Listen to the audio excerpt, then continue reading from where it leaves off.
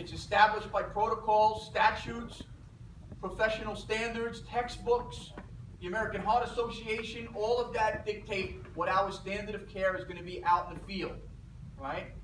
And if you get in trouble with this, they use the reasonable person, otherwise known as the reasonable man theory. And what that means is that if they brought in a jury of your peers and they asked them the same question, how you would properly treat a patient from their level of training, their level of experience, their understanding of the protocols and statutes and their professional standards, everybody should do the same thing every time for that patient.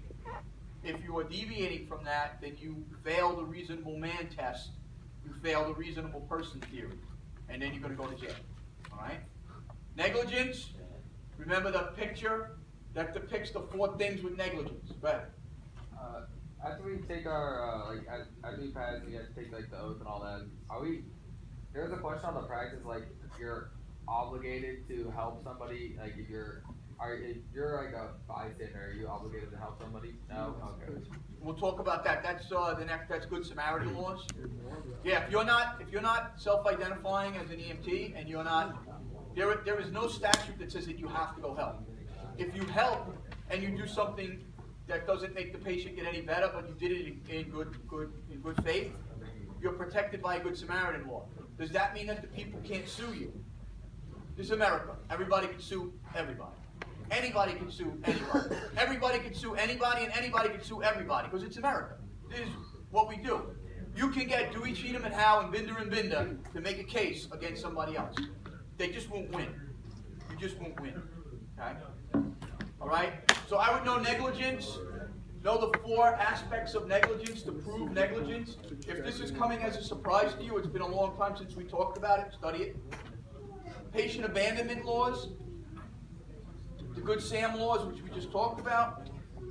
Remember that you are a court-mandated reporter, especially stuff when we talk about child abuse, spousal abuse, elder abuse, dog bites, and gunshots. Okay? So if any one of those things come, sexual abuse is also part of that. If any one of those things come up as a test question, you have to identify, you have to notify the proper authorities. And know the difference between slander and libel. Okay? Comms and docs. Different types of EMS communications, very basic stuff. Know the difference between a portable radio and a base station. Proper communication with the patient, and then proper communication with medical direction. We talked about this. You know, when you get on the radio, make sure you identify yourself properly. How to use the radio. You know, you don't just pick it up, squeeze the button, and start yelling into it. You know, you hold it a certain distance. You press the button, you wait 1 to 2 seconds before you start talking. Documentation. What are the different areas of information on the PCR that you should be familiar with? Okay. How to properly document an RMA. There are several things that have to be done for the RMA to be legal. Okay. And then any type of special reporting situations, and that basically covers what I said earlier. All right. You know, spousal abuse, child abuse, sexual abuse, elder abuse, gunshot wounds, and dog bites. Okay, amongst other things. All right.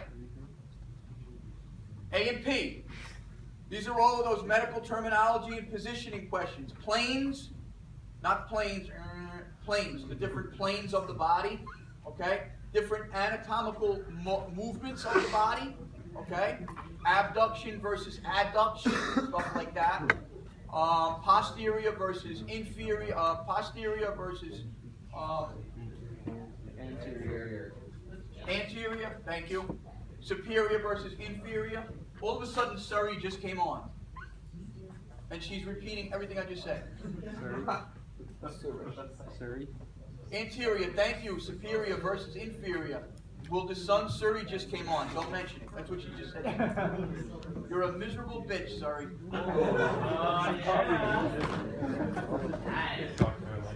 By the way, the guy I was just talking to on the phone up there, they installed a new firehouse alerting system in my firehouse, and Surrey gives us the runs.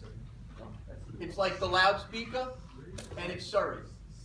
Siri. I call her Surrey. Maybe This that's isn't why she doesn't this like isn't me. England. You're still a miserable bitch. Like my ex-wife. Wheels. What's your phone? But yeah, we get turned out by Siri. charge Siri my comes phone? on, and she tells us Your where to face? go. It's not. need it. Because you love me. All right. Need it. There are a lot of these terms. I would be familiar with all of them. So I put the anatomical position, I have all the the pictures. different abdominal quadrants, right upper, left upper, and what is in them. Know the organs within the quadrants. They always ask questions about them. All right.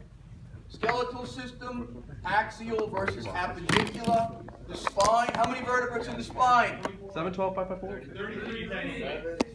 How many vertebrates in the spine? Why am I not hearing 33 by all 48 students in this room? 33. How are they broken down? 7, 12, 5, 5.